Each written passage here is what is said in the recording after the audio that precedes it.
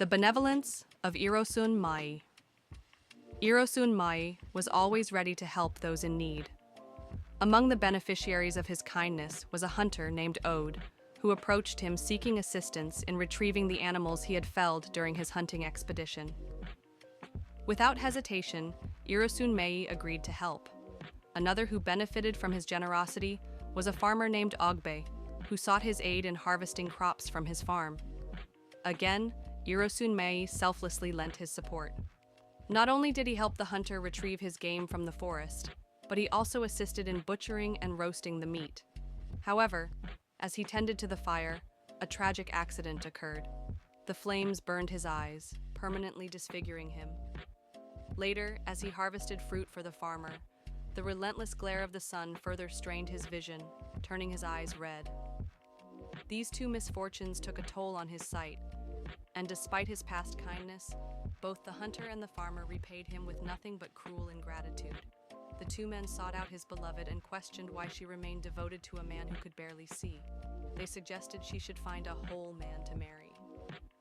The next time Irosun Meyi visited her, she began to distance herself, and finally she confessed that she could no longer marry him due to his physical imperfections.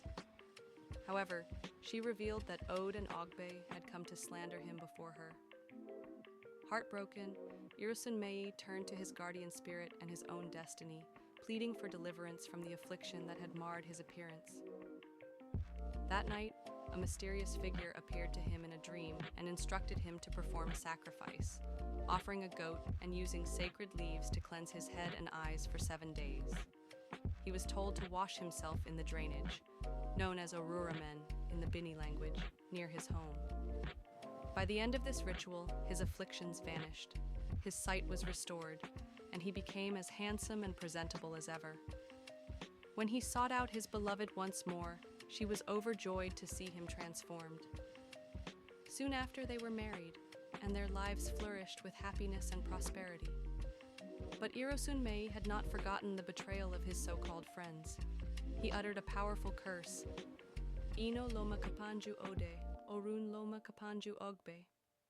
This meant that, for eternity, the hunter would be recognized by the redness of his eyes, while the farmer would forever toil under the scorching sun before reaping any reward from his own land.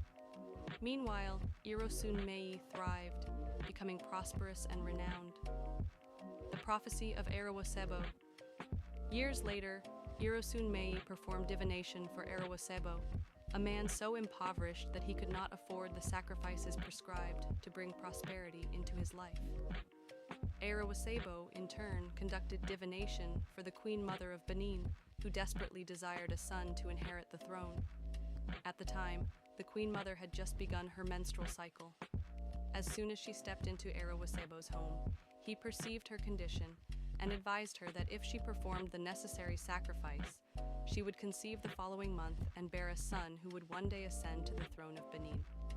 She was instructed to offer a ram, a rooster, a duck, a hen, and 17 cowries.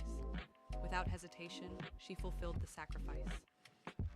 True to the prophecy, she soon became pregnant and later gave birth to a son who was raised to become the future Oba, king of Benin. The fate of Airowosebo. Despite his gift of prophecy, Airowosebo remained destitute, as he had never been able to afford the sacrifice required for his own prosperity. One day, as he passed by the royal palace in Benin, the Queen Mother saw him from a distance. She immediately ran to him, knelt before him, and greeted him with deep reverence, an act unheard of in the kingdom of Benin. Witnessing this, the Oba was outraged. He summoned his mother and Airowosebo, demanding to know why the Queen Mother had shown such honor to a mere beggar. She explained that this man had been the reason for his very existence, for without Airowosebo's divination, she would never have conceived him. The Oba then turned to Airowosebo and asked, "If you have the power to guide others toward prosperity, why do you remain poor?" Airowosebo replied that his misfortune was due to his inability to afford the sacrifice that had been prescribed for him many years ago. Curious, the Oba asked what the required sacrifice was. Airowosebo revealed that it consisted of a rat and the meat of a wild boar. Skeptical yet intrigued, the Oba posed a challenge. If Airowosebo truly believed that this modest offering would transform his life, the Oba would provide the animals. However, Airowosebo had to promise that after performing the sacrifice, he would indeed become prosperous. The Oba even declared that if the ritual failed, Airowosebo would face execution. The king provided Airowosebo with lodging at the royal guest house and ordered that 200 rats and a wild boar be procured by nightfall. Such was the absolute power of the Oba that his command was obeyed without question. That evening, Airowosebo took only one rat and added kola nut to offer to his deceased father. In the backyard of the royal guest house stood the sacred tree of life, a koko in Yoruba, ikunwin in Bini. Airowosebo tied the wild boar to the tree, intending to sacrifice it the following day. That night, a heavy rainstorm drenched the land. In its struggle, the wild boar dug into the wet earth around the tree. By morning, it had uncovered buried pots filled with treasure, gold, beads, fine fabrics, and wealth that had been hidden by a long-departed king. Having unearthed this immense fortune, the boar then chewed through its tether and escaped into the forest.